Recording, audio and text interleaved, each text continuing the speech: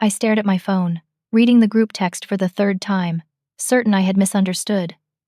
Our family was planning the annual 4th of July reunion at my parents' lake house in Minnesota. Everyone was excitedly discussing travel plans and who would bring potato salad. I typed back asking what I should contribute.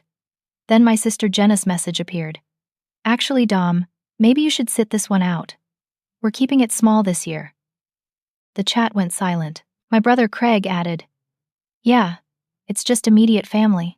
I am immediate family.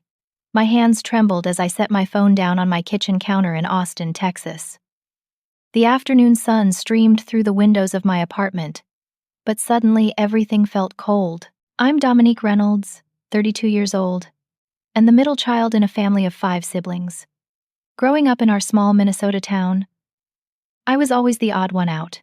While my older brother Craig played football and my younger sister Jenna was the cheerleader, I spent my time reading, dreaming, and planning a life beyond the cornfields and familiar faces. 10 years ago, I left Minnesota for Austin to pursue a career in technology.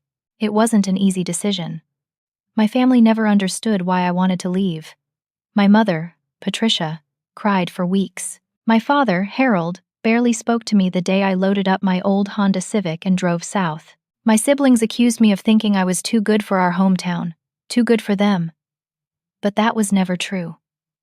I just wanted something different, something more. Over the past decade, I maintained contact as best I could. I called every Sunday. I texted in the family group chat. I flew home for Christmas, Thanksgiving when I could afford it, and major birthdays. Sure, I missed some events because of work, but I always sent gifts, always reached out. I thought we were okay. I thought they understood that leaving didn't mean I stopped loving them. This year marked exactly 10 years since I'd moved to Texas. I'd been hoping we might celebrate that milestone, maybe even acknowledge how far it'd come. Instead, I was being uninvited from our family reunion. I picked up my phone and called my mother. She answered on the 4th ring, her voice cautious. Hi, sweetheart. Mom, what's going on? Why am I being excluded from the reunion? Patricia sighed, a long, weary sound that made my chest tighten. It's complicated, Dominique. Then uncomplicate it for me. I'm your daughter. There was a pause, and I could hear my father's voice in the background, muffled and indistinct. My mother's voice returned, softer now, almost apologetic. Your sister Jenna said you'd make everyone feel bad about their lives. She said it would be uncomfortable. I felt like I'd been slapped. Make them feel bad? How? I've never bragged about anything. I work hard, that's all. You changed, sweetheart. You're not the same girl who left 10 years ago. You talk about things we don't understand. Your life is so different from ours now. That doesn't mean I don't love you all. That doesn't mean I deserve to be cut out. My mother's voice cracked slightly. Maybe it's better if you skip just this once. Let things settle down. We can see you at Christmas. I couldn't believe what I was hearing. My own mother was choosing my siblings' comfort over my inclusion. Mom, please. I have to go, honey. Your father needs help with something. Well, talk soon. The line went dead. I stood in my kitchen, phone pressed to my ear, listening to the dial tone. Tears blurred my vision, but I refused to let them fall. I was 32 years old, successful, independent, and strong. I shouldn't need my family's approval this badly. But I did. I always had.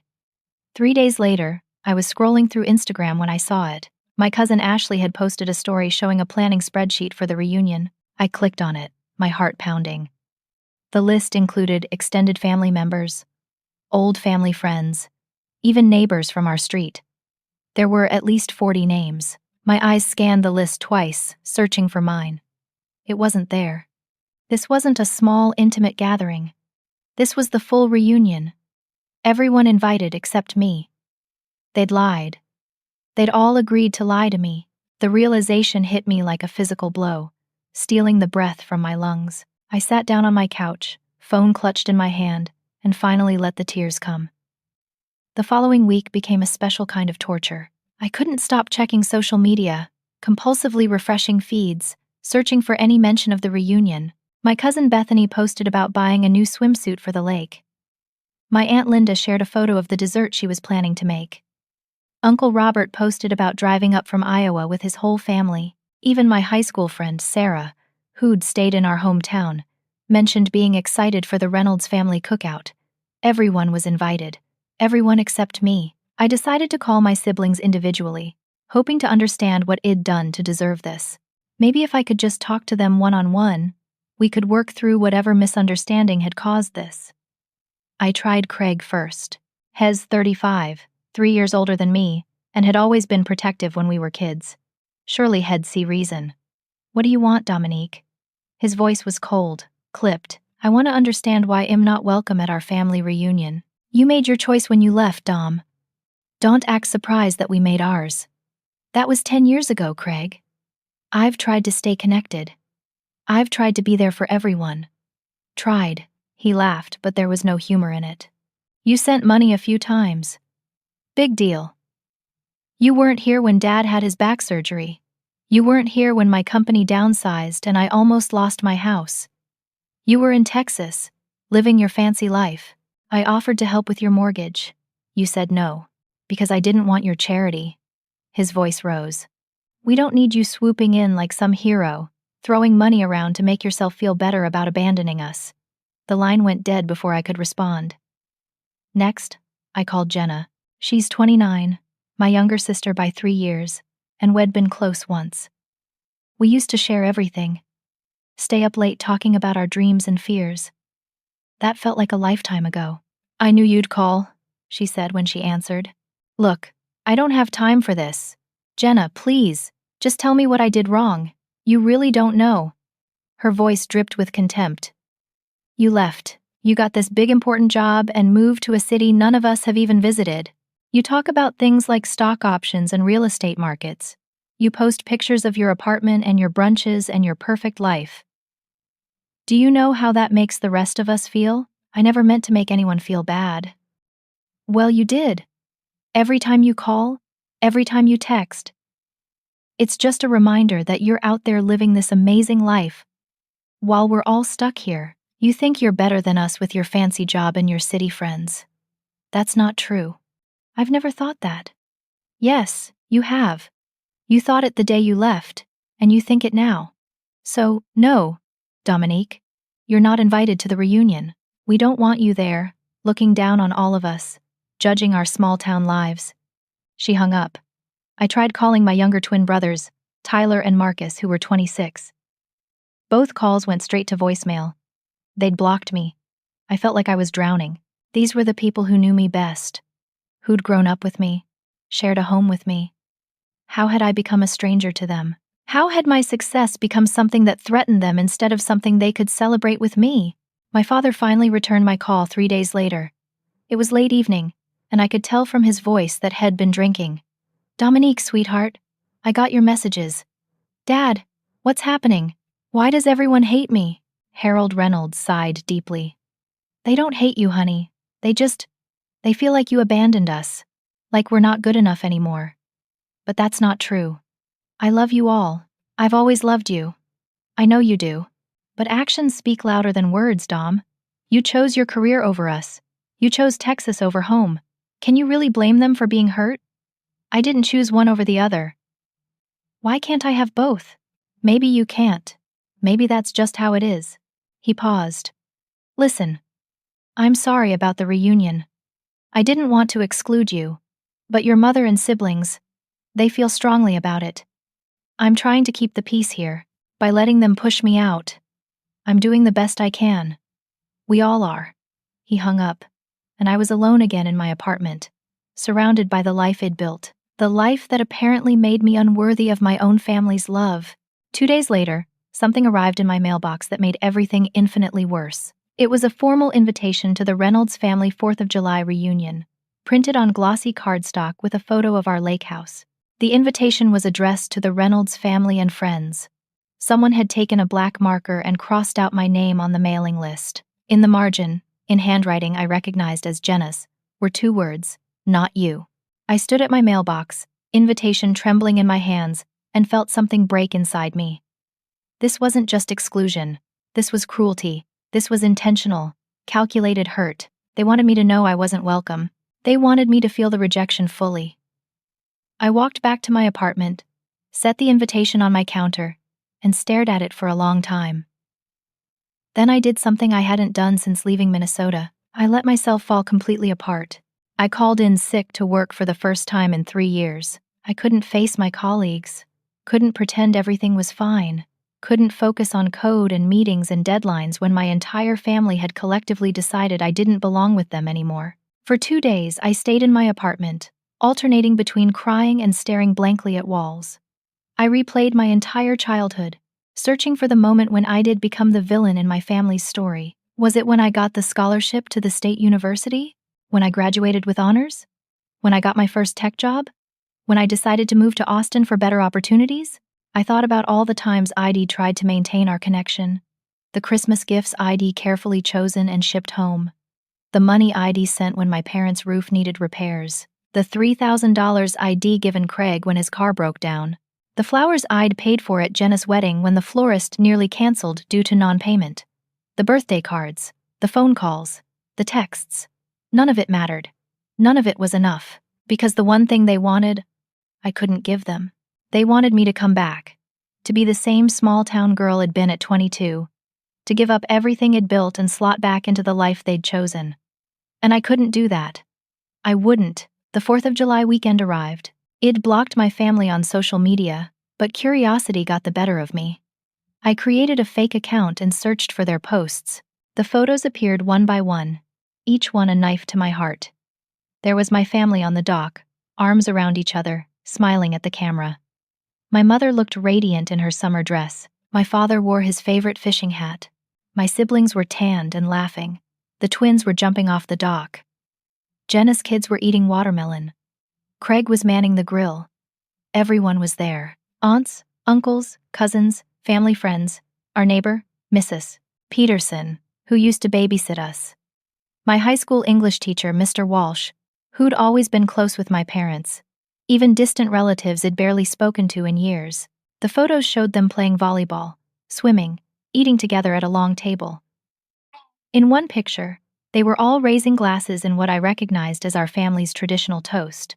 My mother's hand was in the center of the circle where we always linked pinkies before drinking. There was a gap where my hand should have been. My mother had posted the photo with a caption that made my stomach turn. Family is everything. So grateful for everyone here today. Blessed beyond measure. The word here felt deliberate, a reminder that I was elsewhere, excluded, unwanted. I closed the laptop and walked to my bedroom. I lay down on my bed and cried until I had no tears left. The sun set. The apartment grew dark. I didn't get up to turn on lights. I just lay there, feeling the weight of rejection crushing my chest. Sometime around midnight, I got up. I walked to my bathroom, washed my face, and looked at myself in the mirror. My eyes were swollen and red. My face was pale. I looked defeated. And then, something inside me shifted. I'd spent 10 years trying to prove I was still one of them. 10 years bending over backward to maintain relationships with people who resented my success. 10 years apologizing for wanting more than what our small town could offer.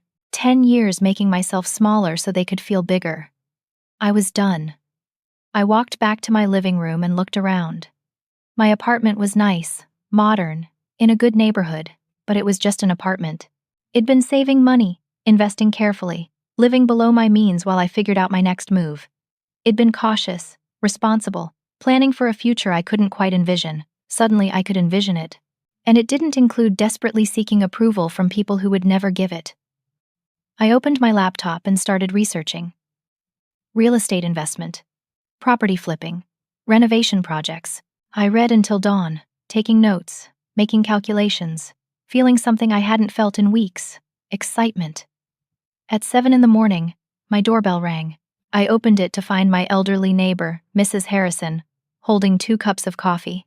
She was 78, a retired real estate investor who'd made a fortune in Austin's booming market.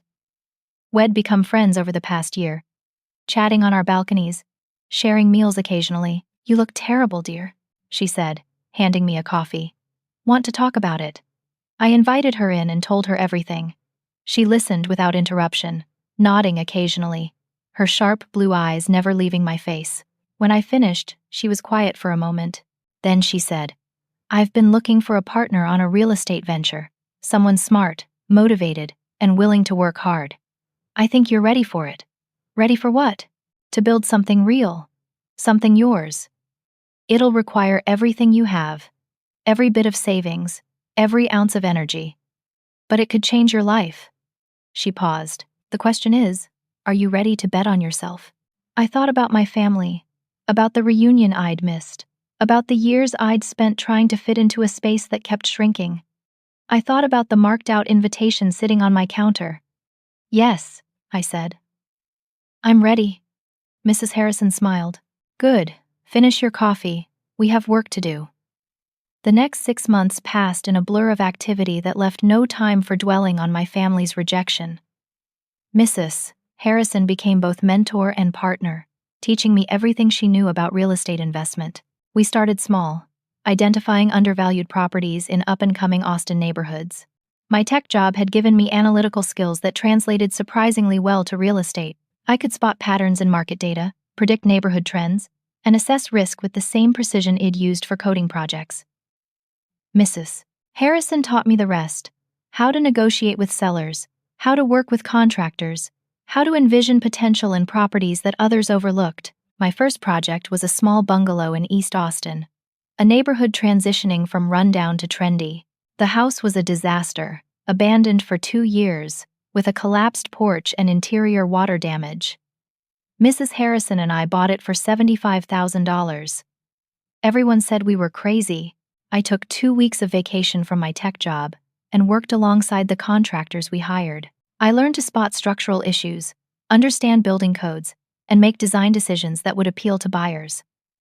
I painted walls, refinished floors, and planted a garden in the front yard.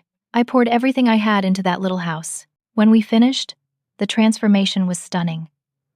Wed kept the bungalow's original character while modernizing everything. The house sold in 3 days for $210,000. After expenses, Mrs. Harrison and I split a profit of $80,000. I'd made more in 3 months than I'd made in a year at my tech job. "You have a gift for this," Mrs. Harrison told me as we celebrated the sale. "You see the bones of a place, what it could be. That's rare." We immediately reinvested in another property, then another. With each project, I grew more confident. I learned to trust my instincts, to take calculated risks, to push through the exhausting days when everything went wrong. During this time, my family maintained their silence. No one called. No one texted. It was as if I'd ceased to exist for them. At first, the silence hurt. But as the months passed and my new life took shape, I found I didn't miss them as much as I'd expected. The constant anxiety of trying to maintain those relationships, of always feeling like I wasn't enough, had been exhausting. Without that weight, I could breathe. By month 9, I'd made enough from our real estate ventures to quit my tech job. It was terrifying and exhilarating. For the first time since college, I was fully in control of my own path, not following someone else's career trajectory or trying to meet someone else's expectations. Mrs. Harrison and I dissolved our partnership amicably. She wanted to slow down, enjoy her retirement. I wanted to accelerate. We remained close friends, but I was ready to fly solo. That's when I found the property that would change everything. It was a 5-acre estate about 20 minutes outside Austin, close enough to the city for convenience, but far enough for privacy and space. The main house was a sprawling ranch-style structure with 5 bedrooms, walls of windows overlooking the hill country, and a pool that was cracked and empty. There was also a guest house that had been used for storage and was falling apart. The property had been in foreclosure, sitting empty for 3 years. The bank wanted $350,000. It was twice what I'd ever spent on a property, and it needed at least $200,000 in renovations. Everyone told me it was too much, too risky, too ambitious. I bought it anyway, using every dollar I'd made and taking out a loan for the rest. For the next 4 months, I lived on that property in a camper while overseeing the renovation. I hired a team of contractors but worked alongside them every day. We gutted the main house down to the studs, replacing plumbing, electrical, everything. I designed an open-concept living space with floor-to-ceiling windows that framed the Texas sunset. I restored the original hardwood floors and added modern fixtures. The kitchen became a chef's dream, with marble countertops and professional appliances. The guest house was transformed into a studio apartment with its own entrance, perfect for visitors or as a rental. The pool was resurfaced and surrounded by native landscaping that required minimal water. I added a covered patio with an outdoor kitchen, a fire pit area, and walking trails through the property. I wanted to create not just a house, but a sanctuary, a place that reflected who we'd become, not who my family thought I should be. When the renovation was complete, I stood in the main living room and felt something I hadn't felt in years. Pride. This was mine. I'd built this with my own hands, my own vision, my own determination. No one could take it from me or make me feel guilty for having it. I moved my belongings from my apartment, which felt tiny now in comparison. I bought furniture piece by piece, choosing each item carefully. I hung art on the walls, planted herbs in the kitchen garden, and set up a home office overlooking the hills. For the first time since leaving Minnesota, I felt like I'd arrived somewhere, not just geographically, but emotionally. I'd stopped running from my family's disapproval and started running toward my own life. Then, on a Tuesday afternoon in late October, I received a Facebook message that shattered my peaceful new existence. It was from Jenna, my first communication from my family in almost a year. The message contained just 8 words. Mom's sick. Breast cancer. Thought you should know. Before I could type a response, I saw the notification that Jenna had blocked me. I immediately called my mother's cell phone. It rang and rang, then went to voicemail. I called my father's number. Same result. I tried Craig, the twins, even extended family members. Every number either went to voicemail or I discovered it'd been blocked. I was left in agonizing limbo, knowing my mother was fighting cancer but unable to get any information about her condition, her treatment, or even if she wanted to hear from me. The cruelty of it took my breath away. They'd informed me just enough to torment me, then cut off all avenues for me to respond or help. I spent the next 2 weeks in agony, checking online obituaries daily, terrified I'd learn my mother had died while I was cut off from her. I considered flying to Minnesota, but feared showing up would only make things worse. What if my mother didn't want to see me? What if my presence caused her stress during treatment? I was paralyzed by fear and uncertainty, helpless in a way I hadn't felt since those first terrible days after the reunion. The call came at 6:30 in the morning on a Thursday. I was already awake, lying in bed and staring at the ceiling, running through scenarios for the 100th time. When my phone rang with an unknown Minnesota number, my heart stopped. Hello? Dominique? It's your father. Relief flooded through me so intensely I felt dizzy. Dad, how's Mom? Is she okay? Nobody would tell me anything. Harold Reynolds' voice was heavy with exhaustion. I'm calling from a neighbor's phone. Your mother had surgery 3 days ago. They removed the tumor and some lymph nodes. The doctors say they got it all. She's cancer-free. I started crying, overwhelmed with relief. Thank God. Why didn't anyone tell me? I've been terrified. I know, sweetheart. I'm sorry. Your siblings. They didn't want to worry you. But that wasn't right. You deserve to know. He paused. The surgery went well. But the medical bills are overwhelming. Even with insurance, we're looking at nearly $20,000 in out-of-pocket costs. The house needs repairs we've been putting off. I don't know how we're going to manage. How much do you need right now? Dominique, I'm not calling to ask for money. Dad, how much? He was quiet for a moment. $15,000 would cover the immediate medical bills and give us some breathing room. Consider it done. Give me your bank account information. Honey, that's too much. We can't accept that. You can and you will. She's my mother. I love her. Please let me help. My father broke down crying on the phone. Between sobs, he thanked me over and over. I wired the money that afternoon, adding an extra $5,000 because I knew there would be ongoing expenses they weren't mentioning. After that call, something shifted. My father started calling me regularly. First once a week, then every few days. He'd update me on my mother's recovery, which was progressing well. The cancer was gone, and Patricia was regaining her strength. But these calls became about more than medical updates. Harold started really talking to me for the first time in years. "I need to tell you something," he said during one of our conversations, "about why your siblings acted the way they did. It's not an excuse, but maybe it'll help you understand." He explained that my family had been struggling far more than I'd realized. Craig had lost his job 2 years ago and burned through his savings. Had found new work, but at half his previous salary. His marriage was strained by financial stress. Jenna's husband had left her 6 months before the reunion, and she was raising 2 kids alone while working 2 part-time jobs. The twins had both dropped out of college with significant debt and were living in my parents' basement, unable to afford their own places. My parents themselves were in trouble. Harold's back problems had forced early retirement, and their savings were depleted. They'd remortgaged the house. The lake house they'd worked so hard for was draining money they didn't have.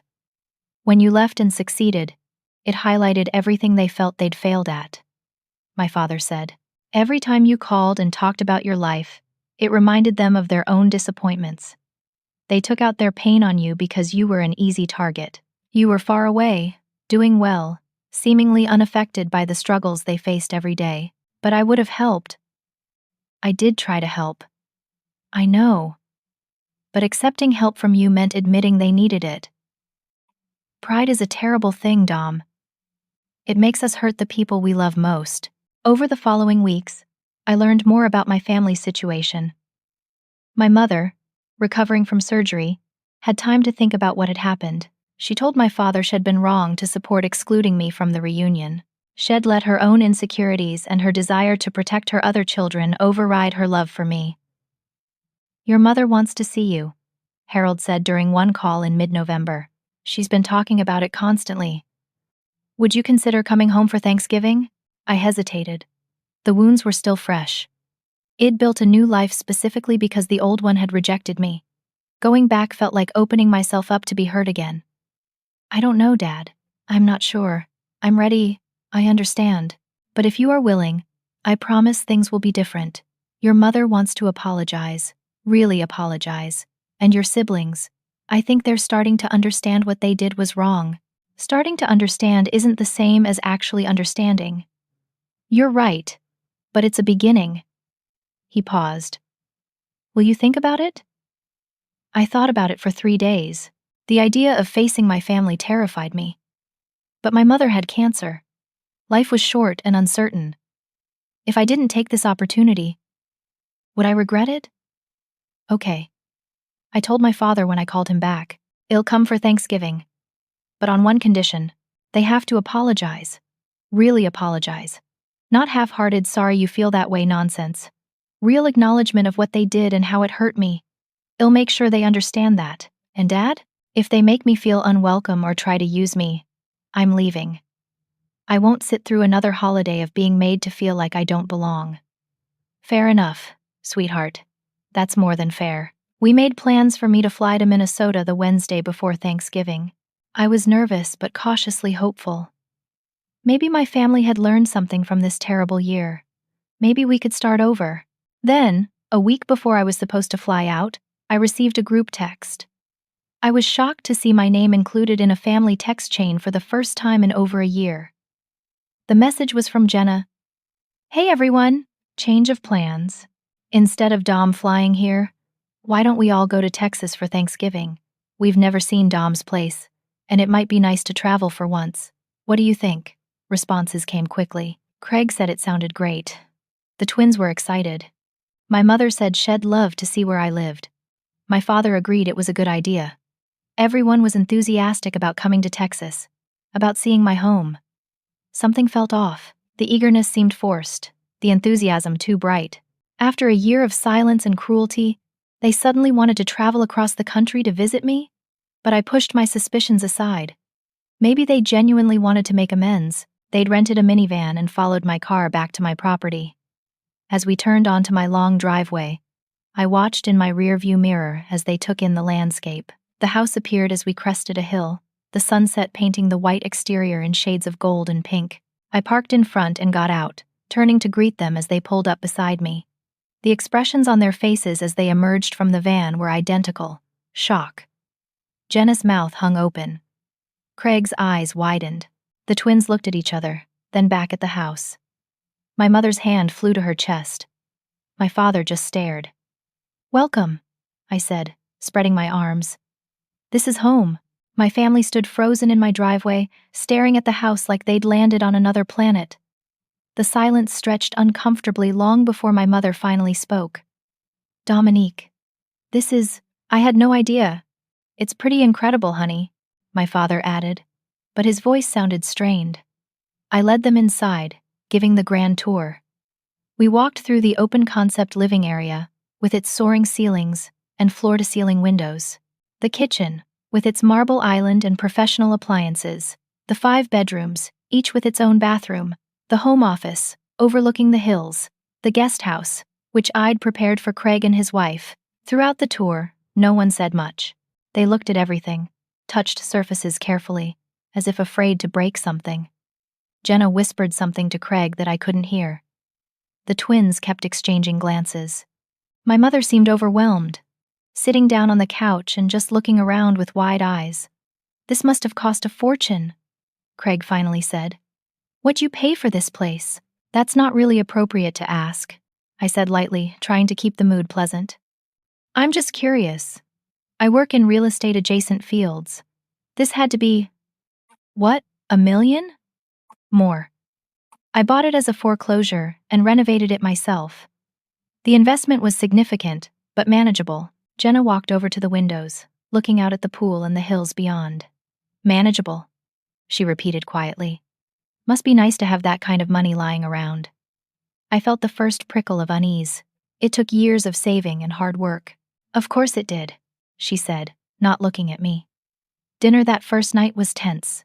The chef I'd hired had prepared a beautiful meal, but conversation was stilted. My family asked polite questions about Austin, about my work, about the property. I asked about their lives, about my mother's health, about Jenna's kids. But underneath the pleasantries, something felt wrong. The easy warmth I'd hoped for never materialized. Instead, there was an undercurrent of discomfort, maybe resentment. After dinner, while the kids played in the game room, I'd set up in the guest house. My mother pulled me aside. "Can we talk in private, sweetheart?" My heart lifted. This was it. The apology my father had promised. The acknowledgement of what they'd done. I led her to my office and closed the door. Patricia sat in one of the leather chairs facing my desk. She looked around the room, taking in the built-in bookshelves, the artwork, the view. "You've done so well for yourself," she said. "Thank you, Mom. It means a lot to hear you say that. Your father and I have been talking. We're getting older, you know. The house in Minnesota is too much for us to maintain. The winters are brutal on your dad's back." She paused. "We were thinking, this place is so big. 5 bedrooms, all this space." My stomach dropped. This wasn't going where I'd hoped. "Have you thought about moving back to Minnesota? Or maybe, if you love Texas so much, helping us find something closer to you? A smaller place. Easier to manage. We could be a family again, all living near each other." "Mom, I'm not moving back to Minnesota. My life is here." Of course. But maybe we could live here? Not in this house necessarily. Though you do have that lovely guest house. Or you could help us buy something nearby. Then we'd see each other all the time." I stared at my mother, understanding dawning with sickening clarity. "You want me to support you financially?" "Not support, honey. Just help. Family helps family. You have so much, and we're struggling. I sent $15,000 for your medical bills, and we're so grateful. But there are other expenses. Your father's medications, the house repairs, and it's not just us. Craig's struggling. Jenna needs help with childcare costs. The twins can't find decent-paying jobs. So this is why you all came? Not to apologize, but to ask for money. It's not like that. We do want to reconnect with you. But sweetheart, you have all this." She gestured around the office. "Is it really fair for you to have so much while your family struggles?" I felt like I'd been punched. "Fair? You excluded me from our family reunion. You sent me an invitation with my name crossed out. You blocked me on everything. And now you think I owe you. We made mistakes, but family forgives. Family takes care of each other. Where was that philosophy last 4th of July? My mother's eyes filled with tears. We were hurt, and we acted badly. But you're not innocent either, Dominique. You left us. You chose this life over us. I chose to build a career. That's not the same as choosing against you. Isn't it? She stood up. Think about what I said. About us being closer. About helping your family. That's what real love looks like. She left the office and I sat alone, shaking with anger and hurt. This wasn't reconciliation. This was manipulation. The rest of the evening, I watched my family with new eyes. I noticed how they examined everything in my house. Not with admiration, but with calculation. I saw Craig taking photos of rooms on his phone. I heard Jenna asking about my property taxes and utility costs. That night, I barely slept. The next morning, Thanksgiving Day, started early. I came downstairs to find my family already awake, gathered in the kitchen. The chef wouldn't arrive until 10, so I started making coffee. "Good morning," I said, trying for normalcy. They returned the greeting, but the atmosphere was awkward. We sat around the kitchen island, drinking coffee, making small talk about the weather and the kids. Then Craig cleared his throat. "Dom, I wanted to talk to you about a business opportunity." "What kind of opportunity?" "I'm thinking about starting a contracting business. With your real estate experience, we could partner up. I've got the construction know-how, you've got the money and the connections. We'd split everything 50-50. You want me to fund your business?" "Not fund, invest. Big difference. This could be huge for both of us." Before I could respond, Jenna chimed in. "And I was hoping maybe you could help me out with a small loan. Just $10,000 or so, to get me through the next few months while I figure out childcare. I'll pay you back once I get on my feet." The twins exchanged a look, then Tyler spoke up. "We were wondering if you're hiring. For your real estate company. We could move to Austin. Work for you. We're hard workers, and it's family. So you know you can trust us." I stared at them, coffee cup frozen halfway to my mouth. They'd rehearsed this. They'd coordinated their requests. This entire visit was planned. "Let me get this straight," I said slowly. "You all want something from me. Money, jobs, business partnerships. We're family," Craig said. "Family helps each other out." "Did anyone come here to apologize for last year?" Silence. "Anyone want to acknowledge that you excluded me from our reunion? That you sent me an invitation with my name crossed out? That you blocked me when Mom was sick?" More silence. "So you came here for money?" "That's it. That's the only reason. It's not like you don't have plenty," Jenna said defensively. "Look at this place, Dominique. You're living like a queen while the rest of us can barely get by. I worked for this. Every single thing you see, I earned." "With advantages we never had," Craig argued. "You got that scholarship. You got the tech job. You got lucky." "Lucky?" I felt my voice rising. "I worked 3 jobs to pay for college. I studied while you partied. I took risks while you played it safe. That's not luck. That's choice."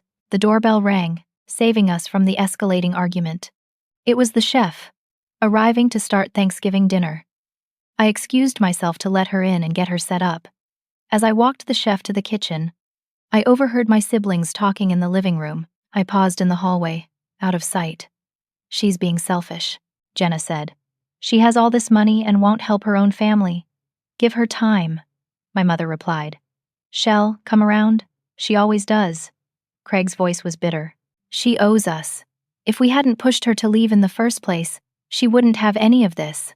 We basically made her success possible by cutting her off. She should be grateful." "Exactly," Jenna agreed. "We taught her independence, made her strong. And this is how she repays us." They laughed, actually laughed, at their twisted logic. I stood in the hallway, listening to my family rewrite history to justify using me. In their version of events, they were heroes who'd given me the gift of exile. And now I owed them for that gift. Something inside me crystallized. This wasn't about reconciliation or family or love. This was transactional. They saw me as a resource, not a person. An ATM, not a daughter or sister. I'd traveled this far, from rejection to success, only to be valued for what I could provide, rather than who I was. I walked into the living room. They all fell silent when they saw my face. "I need to talk to all of you," I said. "Right now." I sat down in the chair facing my family, who were arranged on the couches and chairs in my living room. The morning sun streamed through the floor-to-ceiling windows, illuminating their faces. They looked uncomfortable, guilty, caught.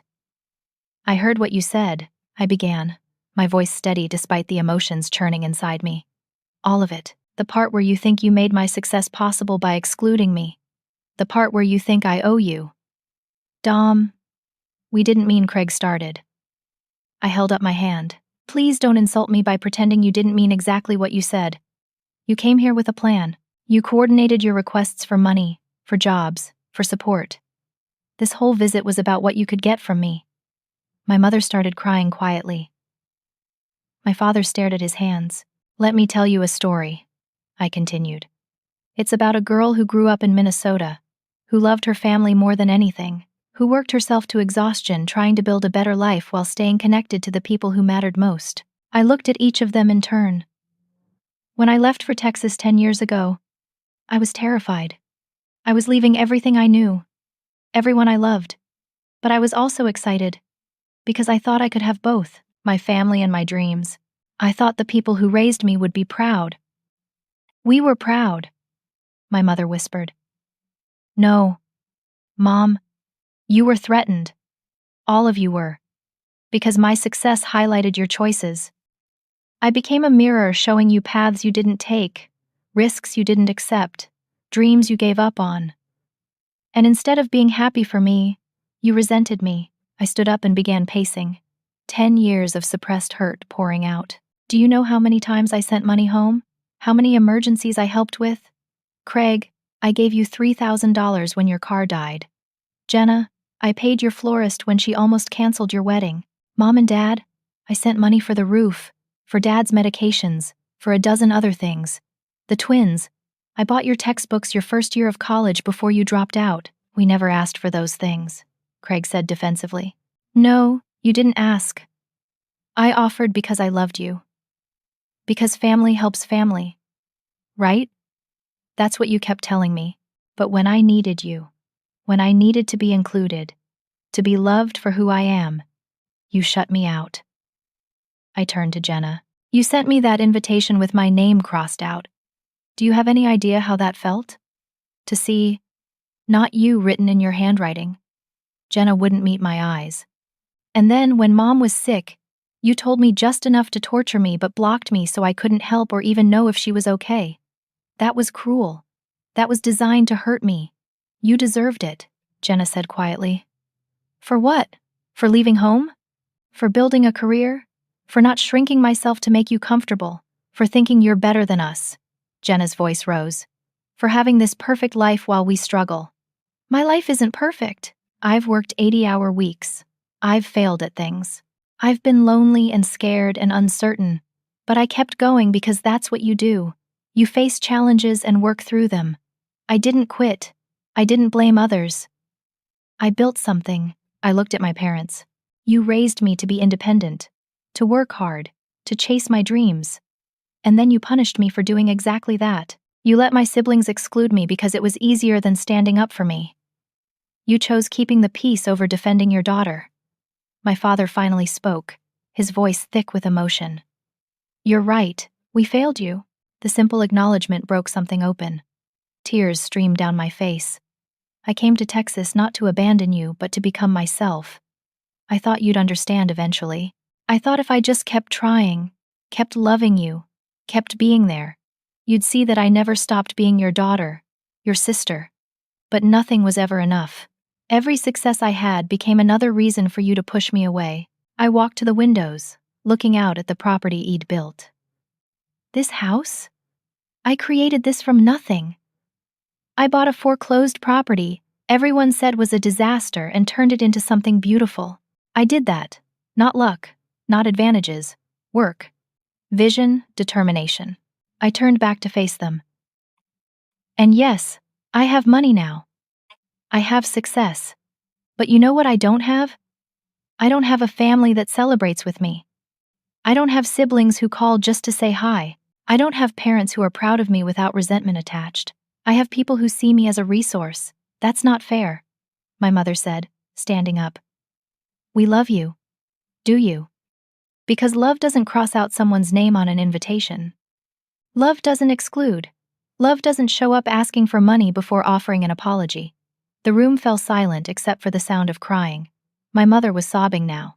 The twins looked ashamed. Craig and Jenna were stone-faced, but I could see cracks forming. Here's what's going to happen, I said, my voice calm now. You're all welcome to stay through the weekend as planned. Well, have Thanksgiving dinner because it's already being prepared, but after that I want you to leave. Dominique, my father started. I'm not finished. When you're ready to have a real relationship with me, when you're ready to love me for who I am instead of what I can provide, my door will be open. But until then, I'm done. I'm done apologizing for my success. I'm done making myself smaller. I'm done trying to earn acceptance from people who refuse to give it. Patricia stood up, walked over to me, and took my hands. You're absolutely right. I stared at her, shocked. About all of it, she continued, tears streaming down her face. We failed you. I failed you. I let my own insecurities poison our relationship. I let your siblings' jealousy dictate how I treated my own daughter. She turned to the others. She's right. We came here with our hands out before Wed even apologized. What kind of family does that? My father stood up next. I've been a coward. I should have stood up for you last year. I should have put my foot down and said no. We're not excluding our daughter from anything. I let them bully you because it was easier than dealing with conflict. That's on me. Harold walked over and put his arms around both me and my mother. I'm so sorry, sweetheart. You deserved better from us. Slowly, one by one, my siblings started to speak. Craig's voice was rough. I've been jealous of you since you got that scholarship. You were always smarter, more driven. I told myself you got lucky, that you had advantages, because admitting you just worked harder than me meant admitting I'd wasted opportunities. Easier to resent you than face my own failures. Jenna was crying now too. When my marriage fell apart, I blamed you. I kept thinking about how you have this amazing life, and mine was a mess. It was easier to be angry at you than deal with my own choices. The invitation thing, that was cruel. I knew it when I did it. I wanted to hurt you the way I was hurting. Tyler spoke next. Marcus and I dropped out of college because we partied too much and didn't take it seriously. We knew you were sending money home while working multiple jobs, and we were just wasting our chance. We felt like failures compared to you. Blocking you was childish. Marcus nodded. We didn't know how to face you, how to admit Wed screwed up while you kept succeeding. I'm sorry. The room was full of crying, of years of hurt and resentment finally being expressed. My family was falling apart and coming together simultaneously. We spent the next 3 hours in painful, honest conversation. They told me about their struggles, their fears, their regrets. I told them about the loneliness I'd felt in Austin, the nights I'd cried missing home, the way their rejection had nearly broken me. Patricia admitted she'd been threatened by my independence because it reminded her of dreams she'd given up. Harold confessed he'd felt inadequate as a father for not being able to provide the opportunities I'd created for myself. Each sibling unpacked years of jealousy, insecurity, and misplaced anger, and I told them how deeply they'd wounded me, but also that I understood. I'd been so focused on proving I could succeed that I hadn't fully understood how my leaving had felt like abandonment to them. I'd been calling and texting, but I hadn't been present. I'd missed important moments because of work. I'd been physically absent even when I was trying to stay emotionally connected. We were all imperfect. We'd all made mistakes. By the time Thanksgiving dinner was ready, something had shifted. The conversation over the meal was different. Real. My mother asked genuine questions about my work, and I answered without downplaying my success. Craig talked about his struggles without blaming me for them. Jenna shared about her divorce with vulnerability instead of bitterness. That evening, after the kids were in bed, we sat around the fire pit outside. The Texas sky was full of stars, and my family was quiet, reflective. "I'm not going to be your bank account," I said finally. "I'm not going to fund businesses or provide loans. If you need help in an emergency, I'll be there. But you need to build your own lives. Make your own way. Just like I did." "That's more than fair," Craig said. "And honestly, I'm ashamed I asked. You don't owe us anything, but I'd like to be part of your lives again, if you'll have me. The real me, not some smaller version I think you want." My mother squeezed my hand.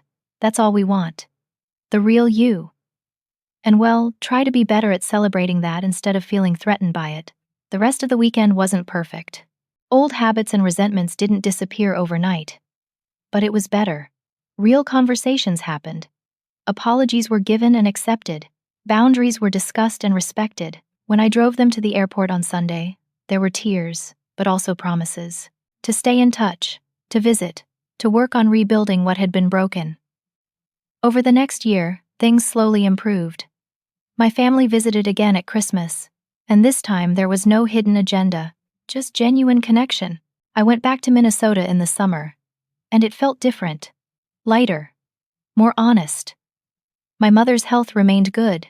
She told me often how proud she was of me, and I believed her. My father sent me photos of projects he was working on around the house, not to ask for money but just to share his life. Craig started his own small business without my money and succeeded. I was genuinely happy for him. Jenna got a better job and started dating again. She called me for advice sometimes, and we rebuilt our sisterhood slowly, carefully. The twins eventually found their path. They started a podcast about life lessons and rebuilding after failure. They interviewed me for an episode, and we talked honestly about our family's journey. The episode went viral, helping other families having similar struggles. I learned that family isn't about proximity or conformity.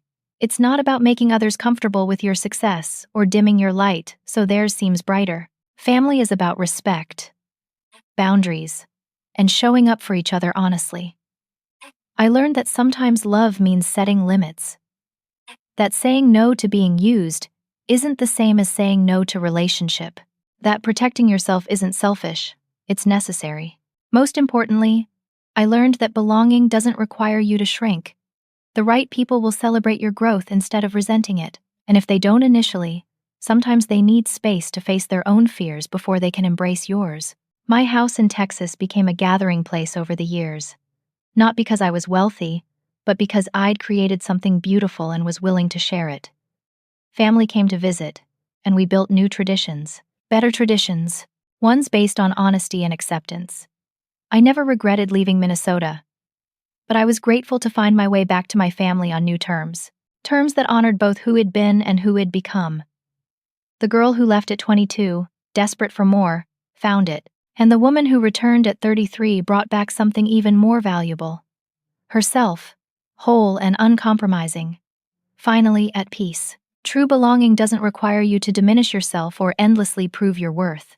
Sometimes the greatest act of love is honoring yourself first, setting boundaries that protect your peace, and trusting that the people who truly love you will learn to celebrate your light instead of resenting its brightness. Family is built not by blood alone, but by respect, honesty, and the courage to see each other clearly, flaws and all. Success isn't about making others comfortable with your growth. It's about becoming who you were always meant to be, and understanding that the right people will eventually join you there, or they won't. Either way, you'll be okay. Now, I want to hear from you. Have you ever had to set boundaries with family members who couldn't accept your growth? How did you handle it? What did you learn? Share your story in the comments below. Your experience might help someone else who's struggling with similar challenges. If this story resonated with you, please hit that like button. It helps others find these stories and know they're not alone in their struggles. Subscribe to the channel for more real-life stories about navigating difficult family dynamics, finding your strength, and building the life you deserve. And please share this video with anyone who might need to hear it. Sometimes we all need a reminder that choosing ourselves isn't selfish, it's survival. Thank you so much for listening to my story.